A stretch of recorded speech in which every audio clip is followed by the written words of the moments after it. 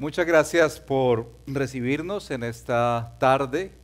De parte del Rey del Poblado les mandamos muchos saludos como iglesia hermana, iglesias hermanas de los Rediles. Damos gracias al Señor por estar juntos sirviendo al Señor. Esta mañana ya tarde, quiero empezar compartiendo con ustedes, como si nos sentáramos en la sala a tomarnos un café, de qué se trata el Evangelio. Muchas veces tenemos ideas a veces equivocadas de qué es el Evangelio. ¿Será venir un domingo a la iglesia? ¿Será memorizar versículos bíblicos? ¿Será ir a consejería y recibir instrucción? ¿Qué es el Evangelio? Porque si uno mira la Escritura, la verdad es que nos dice de entrada que el Evangelio es poder de Dios. De eso no se avergonzaba el apóstol Pablo cuando dijo esta expresión. No me avergüenzo del Evangelio porque es poder de Dios para salvación. ¿Tú recuerdas el día en que el Señor te salvó? ¿O esa época de tu vida? ¿Recuerdas cómo fue que el Señor llegó tal vez a tu hogar, llegó tal vez a un momento difícil en tu vida y vino e hizo un cambio y transformó? Yo estaba estos días con un grupo reciente que tenemos en la iglesia de nuevos miembros, y en nuestro curso que hacemos de membresía al final pasamos tiempo escuchando los testimonios de cada persona que se va a ser miembro de la iglesia.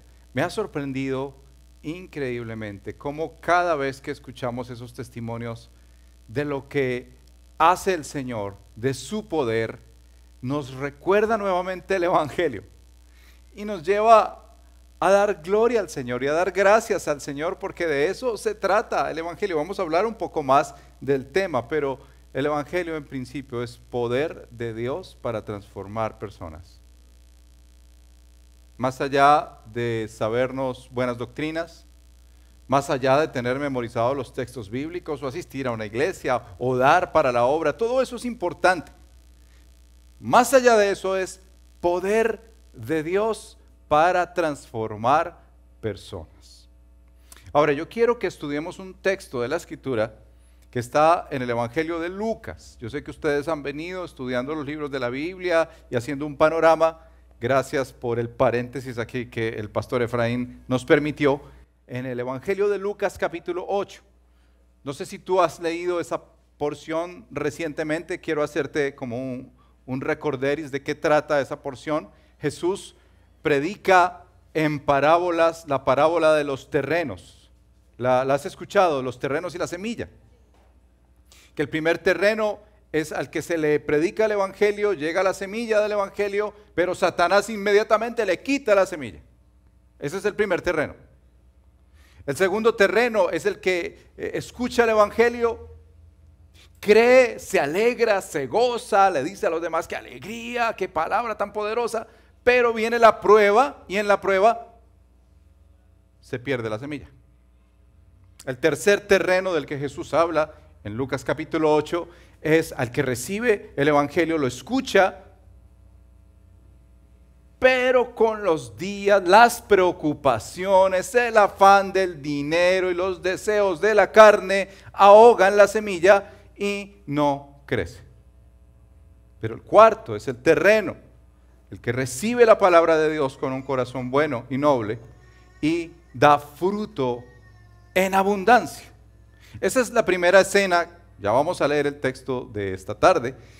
La segunda escena es Jesús metiendo a los discípulos en una barca y les dice: crucemos al otro lado. Y cuando cruzan al otro lado, en la mitad del recorrido, se levanta una tormenta.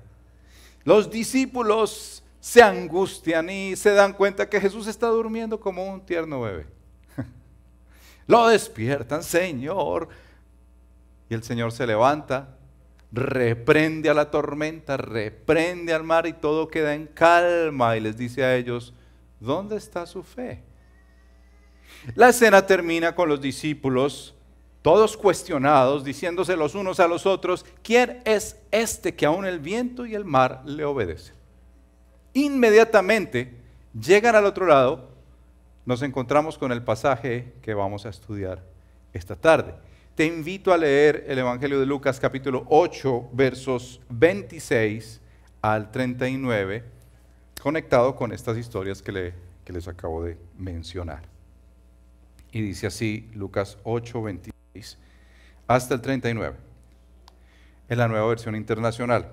Navegaron hasta la región de los Gerasenos, que está al otro lado del lago, frente a Galilea. Al desembarcar Jesús, un endemoniado que venía del pueblo le salió al encuentro. Hacía mucho tiempo que este hombre no se vestía, tampoco vivía en una casa, sino en los sepulcros. Cuando vio a Jesús, dio un grito y se arrojó a sus pies. Entonces exclamó con fuerza: ¿por qué te entrometes, Jesús, Hijo del Dios Altísimo? Te ruego que no me atormentes. Es que Jesús le había ordenado al espíritu maligno que saliera del hombre. Se había apoderado de él muchas veces y aunque le sujetaban los pies y las manos con cadenas y lo mantenían bajo custodia, rompía las cadenas y el demonio lo arrastraba a lugares solitarios.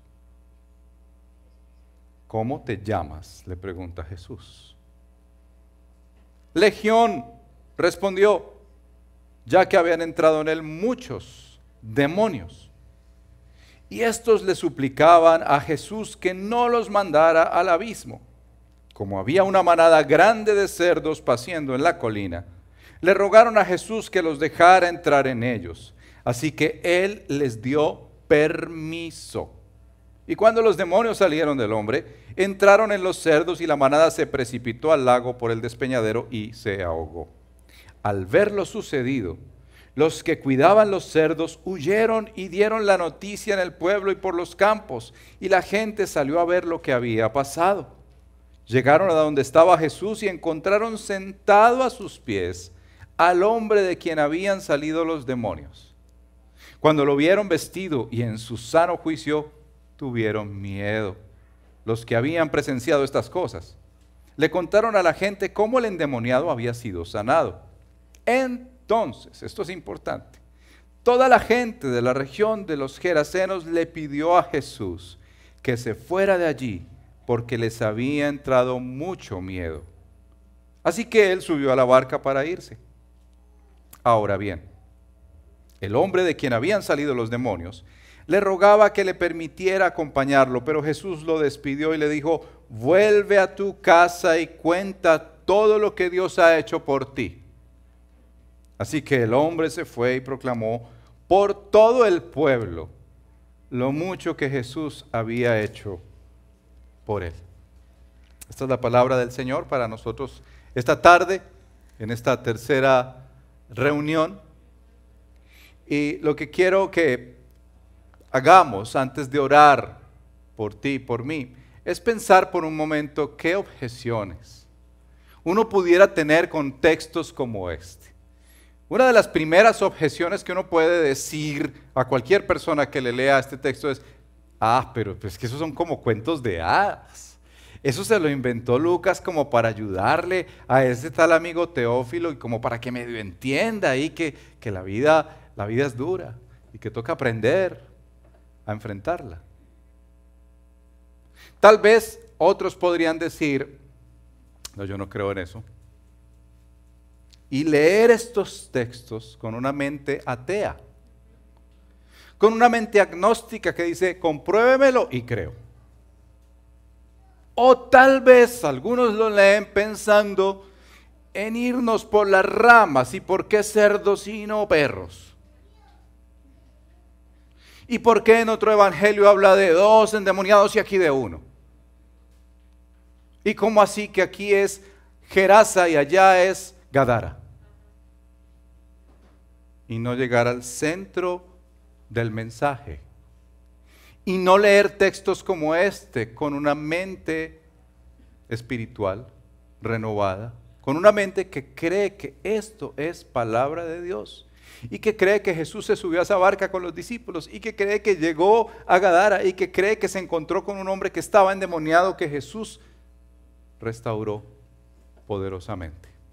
Por eso quiero invitarte a orar y que el Señor quite cualquier presuposición, objeción que tú y yo podamos tener ante textos como este, importantes y centrales para el Evangelio. Padre, nos ponemos delante de ti reconociendo nuestra necesidad de tu iluminación a nuestros corazones.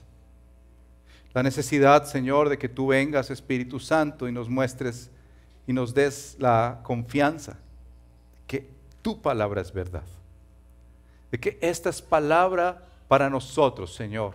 Aún para la persona que llega por primera vez en este lugar, Señor, tú quieres hablarle a su corazón, para eso lo has traído. Oramos en el nombre de Jesús, que bajes nuestras resistencias y que nos hagas personas que confían en ti, que creen que todo esto que ocurre es verdad, Señor. Y cómo tú lo tratas y cómo tú nos muestras el Evangelio es tan central, no solo para tu palabra, sino para nuestras vidas y para tu iglesia en general. En el nombre de Cristo Jesús. Amén. Quiero animarles a ver este texto como si estuviéramos leyendo juntos un libro que tiene 4 capítulos. El primer capítulo se trata de la ubicación o la geografía. Lucas toma un momento para explicarnos algo importante de la geografía y encuentra realmente, como vemos en la Biblia, que la geografía también hace teología, que es importante la ubicación. No es solo decir es que estaba en Bello y ahora se va para Sabaneta y ya. No, hay una intencionalidad del autor ahí. En segundo lugar, el segundo capítulo tiene que ver con la situación. Si tú lees el texto describe claramente la situación del endemoniado. Cómo estaba, cómo vivía, qué hacían para tratar de contenerlo.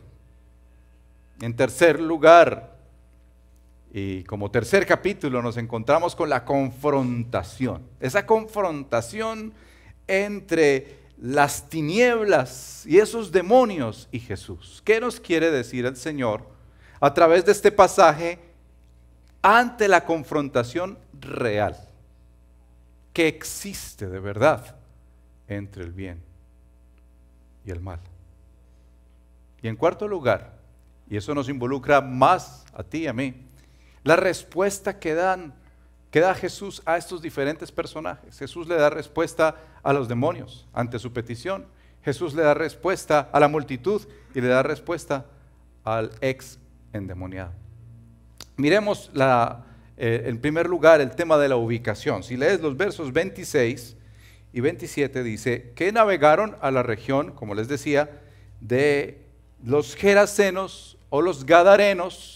El asunto ahí es que son ciudades muy cercanas y estaban muy bordeando el mar. Pero el punto aquí más importante de la ubicación geográfica es que era una tierra pagana, una tierra no judía, una tierra en la que, según cualquier israelita, era una tierra que estaba perdida. Porque debes entender que para los israelitas, Dios se movía solamente en su territorio. Algo así como hoy en día cuando pensamos que Dios se mueve solamente en estas 4 paredes.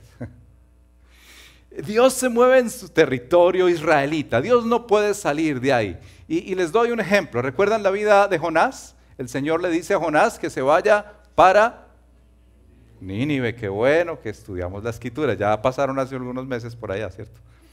¿Y qué hizo Jonás? ¿Para dónde se fue? Para Tarsis. ¿Por qué? Porque en su mente como profeta no cabía que Dios fuera a obrar fuera de Israel. Y de hecho el Señor salvó de todo el juicio que venía sobre Nínive cuando Él fue y predicó. ¿Qué está queriendo decir el Señor en el Antiguo Testamento? Su deseo es que todas las naciones conozcan de su grandeza, de su poder, de su amor, de su salvación. Pero Israel no lo entendió. Israel lo aprendió a golpes. Israel lo aprendió con exilios. Por ejemplo, el de Babilonia fue uno muy fuerte. Y el Señor ya les había hablado en los Salmos. Si escuchas este Salmo 105, verso 1, dice: den gracias al Señor, invoquen su nombre, den a conocer su nombre, sus obras entre las naciones. Pues aquí Jesús Está personificando a Israel, haciendo la misión que ellos no cumplieron, yendo a Gadara, a una tierra pagana, pisando suelo pagano para decirles a sus discípulos, los que empezarían la misión.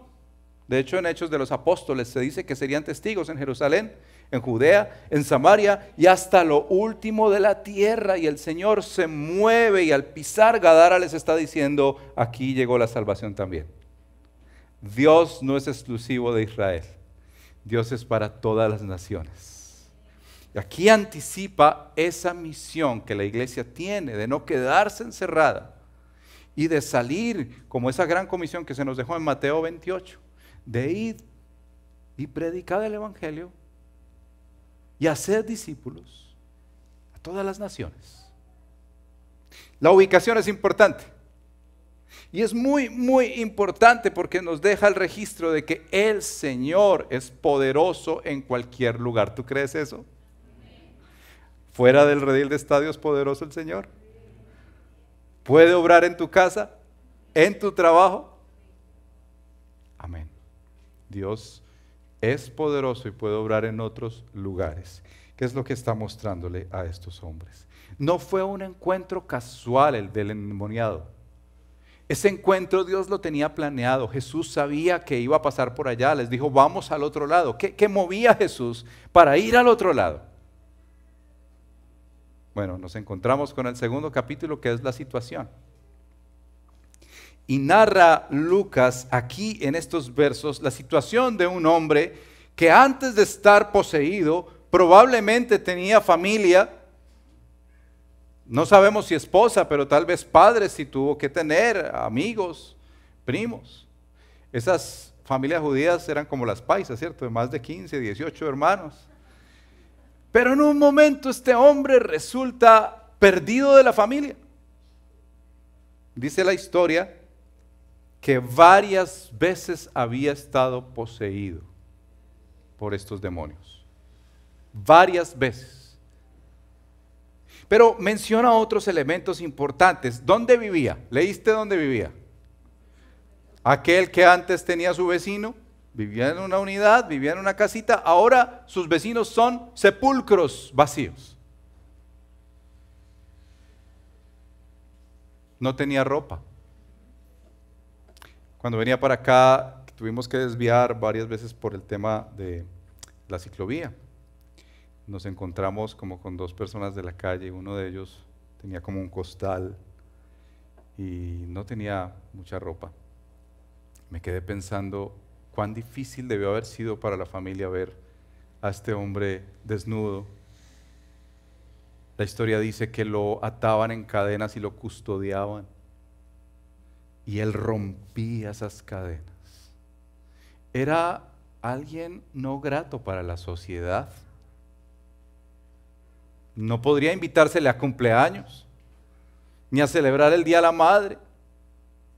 Perdido estaba. No se podía hacer absolutamente nada por este hombre que perdió el control de su vida. Y quiero decirte algo importante con esta situación.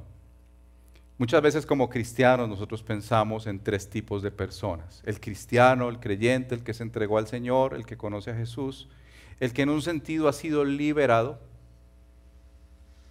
Y pensamos en otro grupo de personas que es el extremo, este endemoniado, personas como el que vimos en el camino, que llegan a un extremo tan tremendo, tan difícil, como esa mujer de la que me mandaron hace poco un video, una caleña que desde los 12 años empezó a drogarse, tiene 30, 2 hijas, se las dejó a su mamá y llora contando su historia, que quiere salir de esa vida pero no puede. Qué historias tan duras. Vemos esas personas y decimos, bueno, ese es otro tipo de persona, yo no soy ese. Yo estoy, y si tú no conoces a Jesús y te han invitado o estás viendo por YouTube, dices, no, yo no estoy allá ni estoy allá, yo soy como un tercer grupo de personas, pero quiero decirte que la Biblia no nos pone 3 grupos de personas. La Biblia nos pone el grupo de personas que está en Cristo Jesús y han sido liberados de la potestad de las tinieblas y los que están bajo la potestad de las tinieblas. Este pasaje tan dramático nos describe el descenso y la decadencia que puede tener una persona sin Jesús. Tú no puedes decir, esto no me va a pasar a mí. Pero si eres cristiano y has entregado tu vida a Jesús, nunca un corazón que ha sido gobernado por el Espíritu Santo va a ser gobernado por un poder de las tinieblas. Será tal vez tentado en ese conflicto espiritual, pero nunca gobernado. Eso es para aquellos que deciden estar sin Jesús y aquellos que no se les ha compartido el Evangelio. Dice así Efesios: y Él les dio vida a ustedes, que estaban muertos en sus delitos y pecados, en los cuales anduvieron en otro tiempo, según la corriente de este mundo, conforme al príncipe de la potestad del aire. Ese es Satanás. Y Colosenses 1:13 dice: porque Él nos libró del dominio de las tinieblas y nos trasladó al reino de su amado Hijo Jesucristo. ¿Qué es lo que ocurre aquí? Si bien es cierto, tu conversión y mi conversión no fue tan dramática como la de este exendemoniado, en los movimientos espirituales sí. Una guerra, una lucha. Imagínate qué implica salir del reino de las tinieblas a entrar al reino de Jesús. El que robaba ya no roba más. El que era mentiroso ya no es mentiroso. La persona tiene algo que se llama conciencia, que es transformada por el Espíritu, golpeada todo el tiempo, y le dice: esto está mal, tienes que arreglar tu vida, tienes que transformar tu vida por el poder del Espíritu Santo. Entonces nos vemos con este hombre y vemos que aunque quisiera ser liberado, no podía por sus propios medios. De hecho, estaba tan poseído que había perdido su identidad.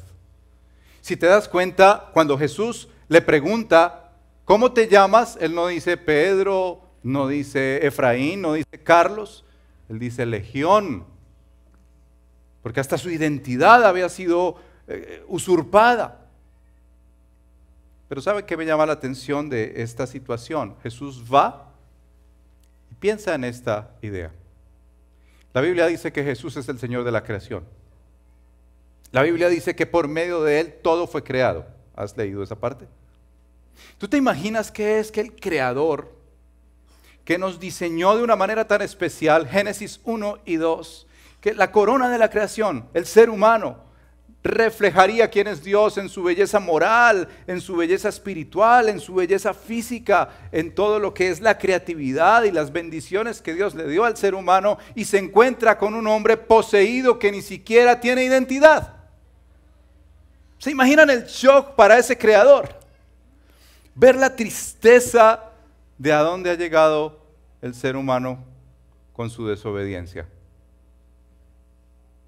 Pero lo hermoso es ver también la misericordia del Señor por querer revertir esos efectos del pecado, querer revertir los efectos de la posesión y la influencia satánica.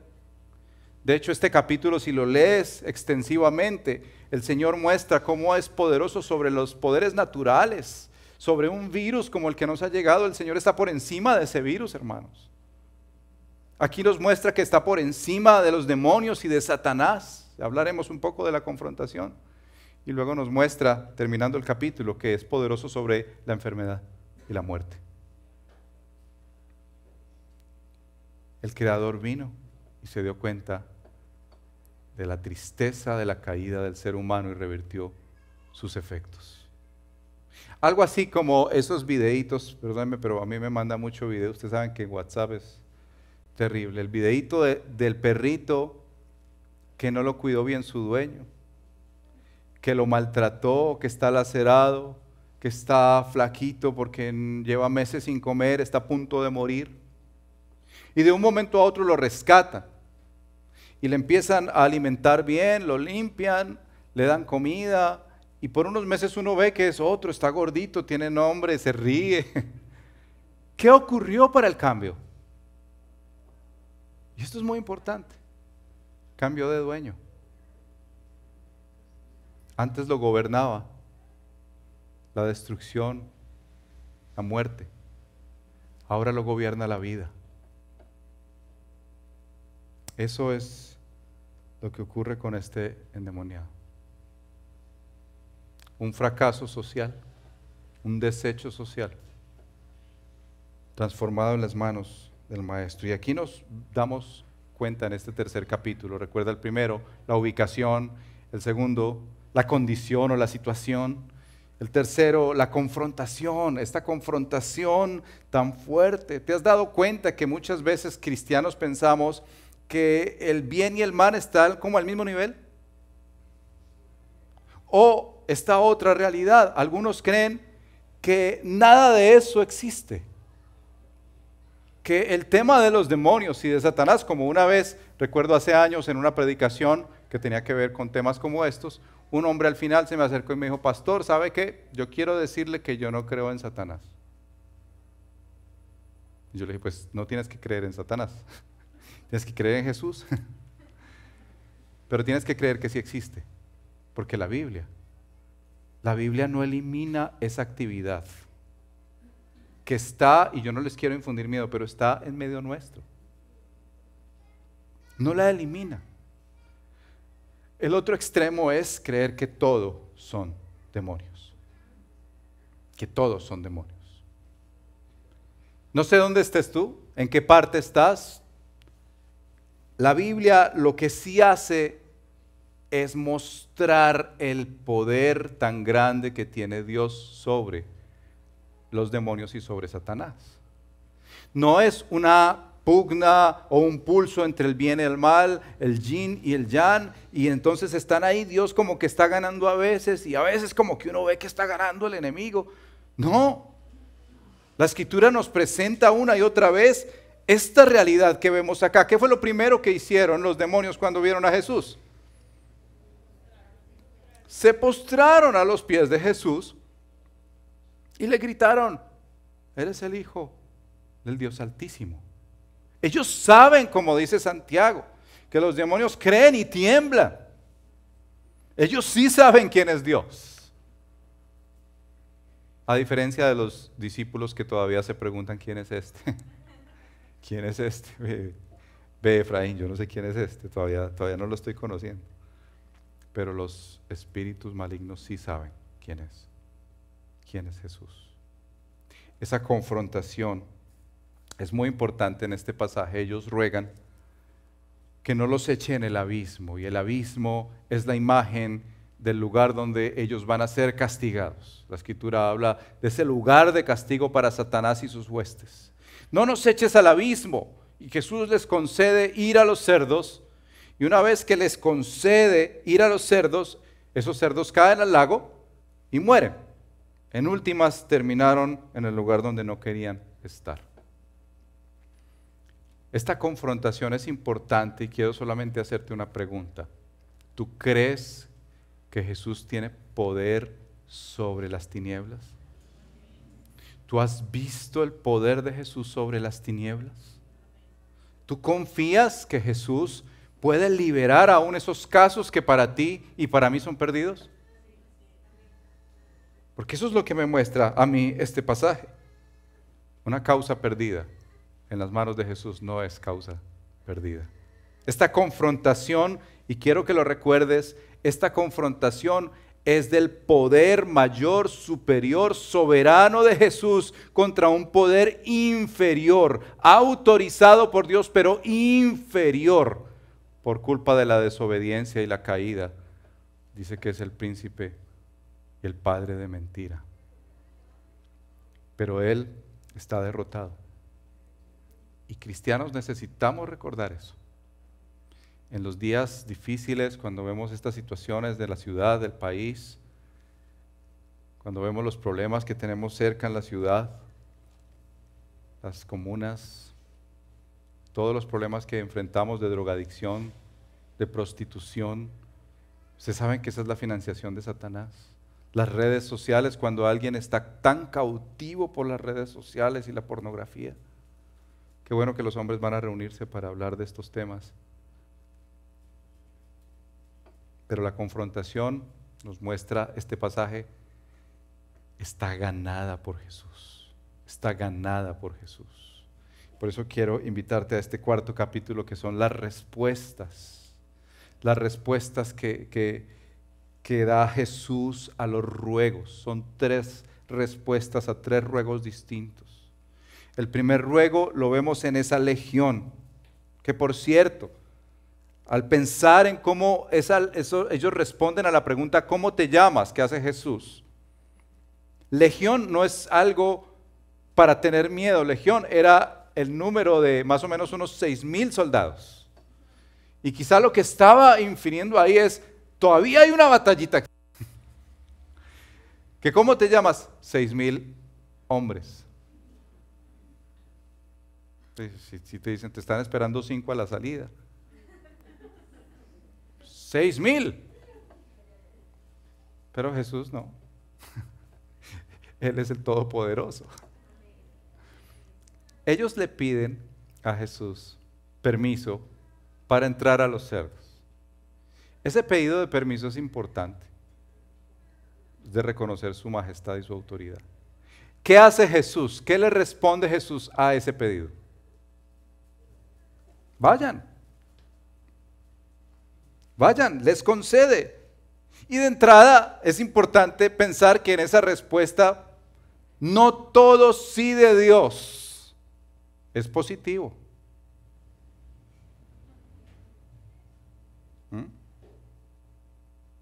La segunda respuesta a otro ruego es la multitud. Lee lo que hace la multitud en el verso 37. Entonces toda la gente de la región de los Gerasenos, escucharon toda la historia, ¿no?, le pidió a Jesús que se fuera de allí. Ese pedido es un ruego. Jesús, vete de aquí, porque a ellos les había entrado mucho miedo, dice el texto. Vete de aquí. Ellos le ruegan y le piden, Jesús, vete de aquí, por favor. ¿Te imaginas qué es decirle al Hijo de Dios, al soberano, al que tiene el poder de transformar esa zona, esa región, de transformar sus trabajos, de transformar sus vidas, de traer restauración? Vete de aquí. No afectes nuestro status quo. No, Jesús, ese tema, no. Es mejor que te vayas de aquí, entre otras, porque si piensas en qué pasó, ese día perdieron 2,000 cerdos. ¿Te imaginas la imagen grotesca, 2,000 cerdos flotando en el mar? ¿Cuánto vale un cerdo?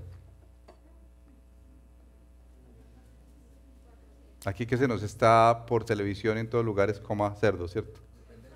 Depende del marrano, dice acá. Ahí. Pero dicen que oscila entre 500 y 600 mil pesos. Multiplique 500 mil pesos por 2,000. Qué pérdida tan tremenda en un solo día. ¿Te das cuenta por un momento que la multitud lo que quiere es, no. Aquí no nos vengas a afectar nuestros trabajos, Jesús. A nosotros nos importan más los animalitos. Déjenos quietos, exendemoniado ahí, déjelo ahí en las tumbas, nosotros nos encargamos. Pero vete de aquí, Jesús, no toques mi vida. ¿Y no les parece que a veces actuamos así con Jesús? Vemos el poder de Dios y no, Jesús, no. No, sí, sigue, más bien, vete. Y ¿saben qué es lo triste de la historia? Que Jesús aceptó eso y les hizo caso. Les dice en el final del verso 37, así que él subió a la barca para irse. Otra vez, no todo sí de Dios es positivo. ¿Cómo dejan escapar esa oportunidad? Vieron lo que hizo con ese hombre, pero prefieren seguir como estaban. No afectes nuestra vida, Jesús. El tercer ruego, la tercera respuesta que da Jesús es más interesante aún. El verso 38 dice que el hombre de quien habían salido los demonios le rogaba que le permitiera acompañarlo. Y le ruega Jesús, déjame ir, déjame subir a la barca, yo quiero ser parte de tus discípulos, yo quiero estar contigo. Y esto da muestras de un tema de discipulado muy básico en la fe. Aquella persona que ha sido transformada por el poder de Jesús, quiere estar con Él. Esto es básico para tu fe y para mi fe. Si tú eres transformado por el poder de Jesús, no vas a querer estar con otras personas. Quieres estar con Jesús, conocerlo a Él, disfrutarlo a Él, celebrarlo, orar, buscarlo, leer la Escritura. Cada día desarrollar más tu confianza en Él. Porque piensa por un momento, ¿cómo fue tu transformación? Yo sé que estamos siendo transformados todavía. Eso se llama santificación. Pero empezó un día, o una semana, o un mes, o un año que tú recuerdes. ¿No te parece que lo que Dios hizo vale la pena decirle, Señor, yo quiero estar contigo? Señor, no me importa. Escuchaba de una dama que hizo también el curso de membresía con nosotros. Y me contaba cómo su esposo no es cristiano. Ella entregó su vida en un grupito pequeño de mujeres en la iglesia. Se bautizó a principios de este año. Y nos cuenta el testimonio de ella. Dice, yo tengo una convicción de seguir a Jesús. Que un día le dije a mi esposo, yo voy a congregarme los domingos. Y mi esposo me dijo, si te congregas nos divorciamos. Guerra de señores. Guerra de señores. Y ella le dijo, pues si el que me salvó consiente que nos divorciemos, no me opondré, me voy a congregar. ¿Sabe qué ha pasado? Que el hombre ha tenido que ir algunas veces a la iglesia. Este sábado que viene tenemos una reunión en casa y él fue el primero. Yo les hago el asado. Yo estoy con ustedes. Quiere estar con Jesús. Aquel que ha sido transformado por el poder de Dios quiere estar con Él. Pero el segundo discipulado ahí encapsulado es, obedece a Jesús. Mira que este es el único no en la historia que es positivo. No, Señor. Jesús lo mira y le dice, ve a los tuyos, vuelve a tu casa y cuenta todo lo que Dios ha hecho por ti. Y sería un golpe tremendo, piénsalo, imagínate el hombre ya calmado, vestido, peinado, arregladito, ya no como un animal. Y llega a la casa. Mira la obediencia. Se encuentra con su esposa, que tal vez hacía meses que no veía. ¿Qué le diría a la esposa? Amor, volví. ¿Y cómo así? Toda la inquietud que habría en la mente de esta mujer. ¿Y qué pasó? Cuente pues. Un hombre venía de Israel. Yo ni cuenta me di, ni lo estaba buscando. Y su poder me transformó. Y su poder me cambió. Su poder hizo que ya esos huestes de maldad no me atormentaran ni gobernaran mi vida. Yo me imagino que ahí empezamos a llamar a los tíos, a los abuelos, a los primos, a los amigos. Venga a ver, vamos a escuchar el testimonio de lo que Dios ha hecho en la vida de este hombre. Pongámoslo por YouTube, mandémoslo por las redes, hablemos con todo el mundo porque esto es un poder sobrenatural. Al otro día este hombre tal vez tendría que ir a una entrevista, porque pues llevaba tiempo sin trabajar. Se sienta, hace la fila para la entrevista, el hombre que lo va a atender, ¿cómo está? Bueno, ¿a qué te dedicabas? Bueno, pues yo cuidaba tumbas.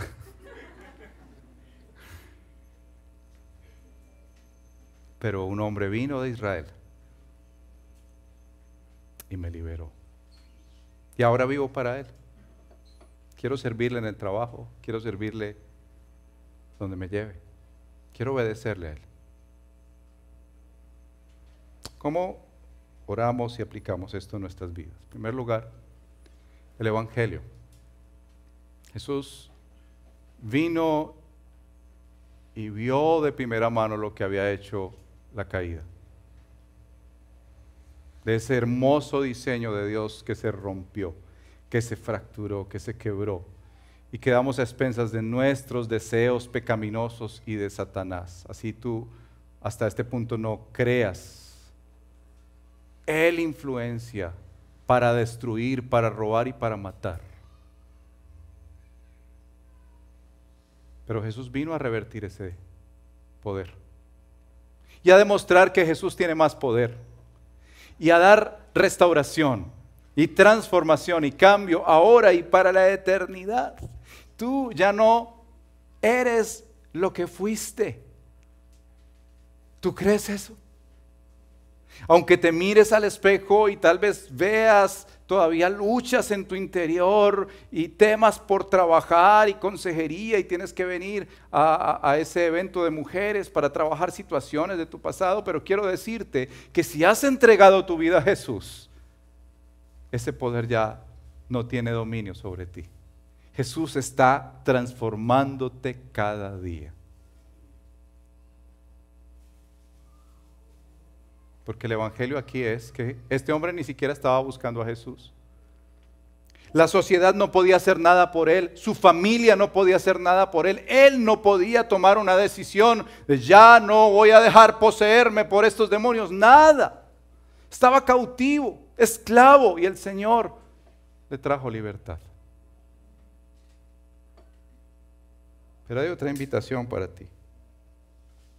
Y eso se desprende de que Jesús movilizó discípulos, los subió a una barca, enfrentaron la tormenta, contra viento y marea llegó para salvar un alma.